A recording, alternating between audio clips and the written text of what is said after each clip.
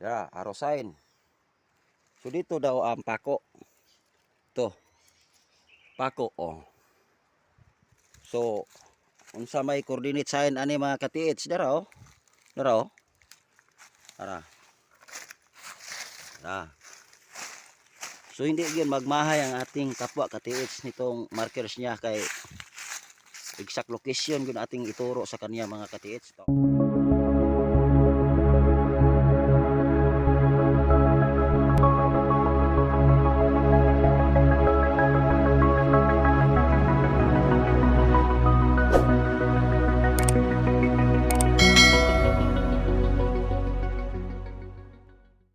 So ito ang area mga ka-TH. Dali niyo ang kabilang bundok. Ito. Tapos malawak itong lupain mga ka-TH. Ito. Doon tayo pupunta mga ka-TH sa maraming kahoy na Santo Niño. At doon bulubundukin siya sa unahan mga ka-TH. Tapos PD road ang karsada mula doon hanggang dito.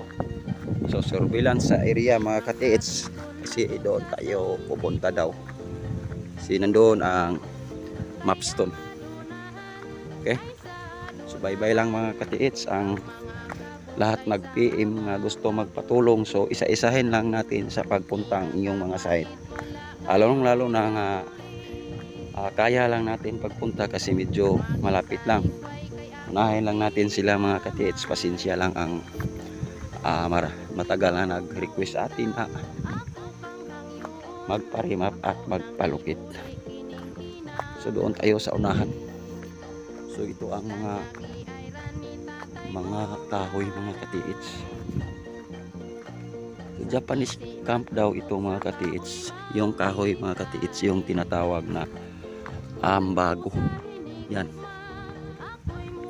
Ito mga ka-TH. Kasi bundok ito mga ka-TH at ginawaan ng karsada.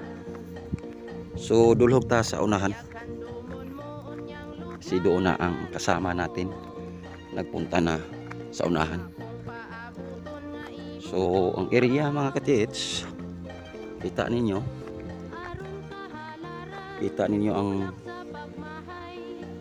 ang kaniyang area. So bundok ito mga ka-TH. So puntahan natin ang sabi nila na mapstone para ma-remap natin, malukit natin at matulungan natin ang kapwa natin ka-TH. Makuha man or hindi, kailangan ating exact location at hanapin natin ang pinakamabaw.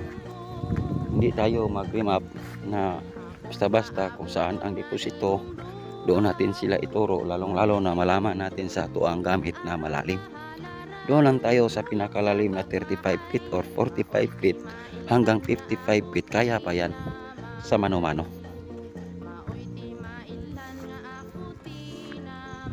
So dito na tayo, paliko ta tayo mga ka-TH. So subaybay lang itong video mga ka-TH. Doon sa lasang na yan, maliit lang isla na bundok mga ka-TH, nakasiparit siya. Yan, doon tayo magpunta. So sobrang layo na ang linakan natin. Doon tayo sa unahan. Kita niyo bundok Centennial Tree, diha ta mag-remap. Yung kita niyo so, malaking kahoy sa likod na Sampalok. Punta tayo dyan. Dito nagkuta sila mga ka-TH at linagyan ng bahay sa mga tao dito at sa may-ari ng lupa. Purok na nila ito mga ka-TH. Dito ang linagay ng mortar, ang kanyo ng hapon. O, kita na niyo mga ka-TH, Sampalok. Sa katagal ng panahon, hindi lumaki. Ganun lang ang kaniyang puno. Yan o.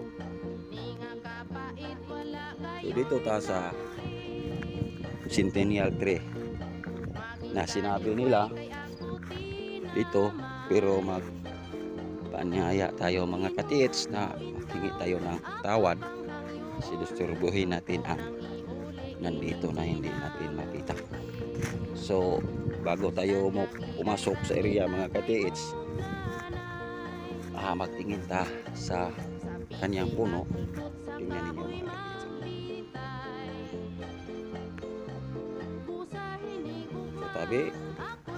tabi. Ito ta.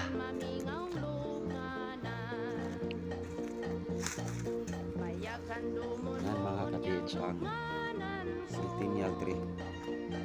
Dito daw, sabi sa may-ari ng lupa, mayroon pa silang nakita na parang pako. Pero hindi daw nila na kuha. Pero may tendency nandito. Nandoon. Nakaloob na sa ilalim. Yan. Sobrang laki mga katiits. So kung marinig ninyo mga katiits, busay sa baba. Kung marinig ninyo ang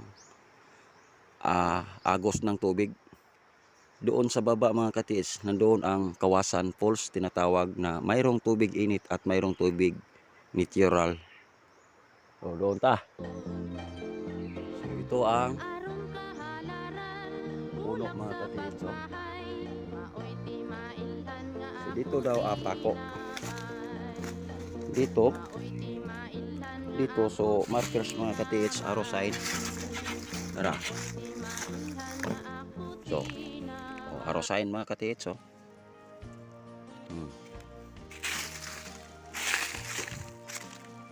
Arrow sign mga katiits. So ito kasi kasama natin doon pa sa paligid, sa unahan, doon sa unahan. So ito arrow sign. Hindi yan sinadya yung tao, hindi yan sinadya sa mga nanirahan dito kasi walang mga bata dito mga katiits. Kita niyo walang bahay. Arrow sign. So dito daw ang pako. Ito pako So unsa may coordinate sign ani mga katiits dara.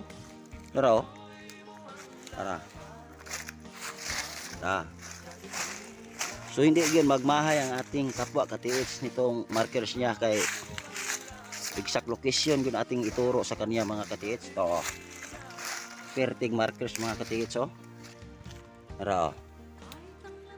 Kini mga katiits sigod ingon siya dito kay to ay busay sa unahan dito. Pero diara ang gitudlo niya mga katiits ang sign letter B. Diretso dire ang deposit na ra diane di mga katiits na ra diane.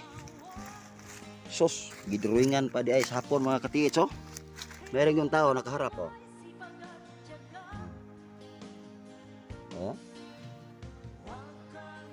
mukha niya mga katiits. Gidrawingan mga katiits. TL nya hawak. Letter B arrow sign.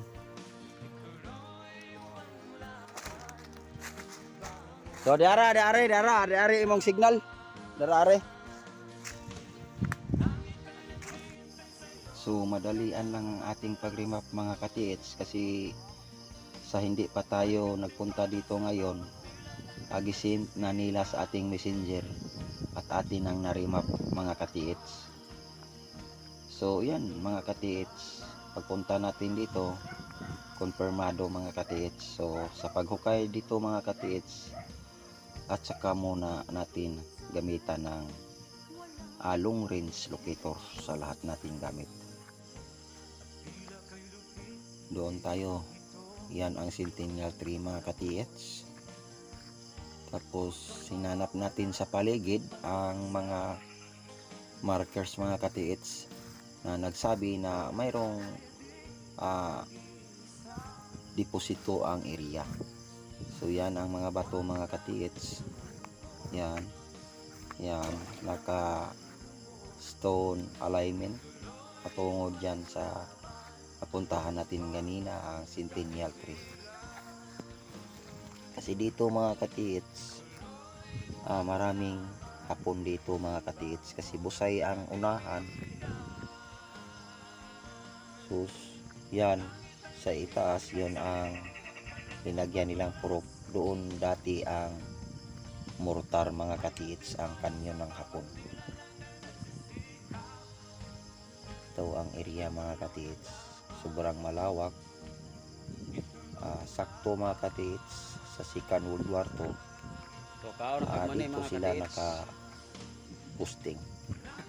So binigyan tayo ng mani sa may-ari ng lupa ang nag-imbitado sa atin, kasi alam nila na hindi tayo magtagal dito silang area, kasi 4 pa, 5 sila ngayon. Nagpunta na tayo dito, mayroon pang 4.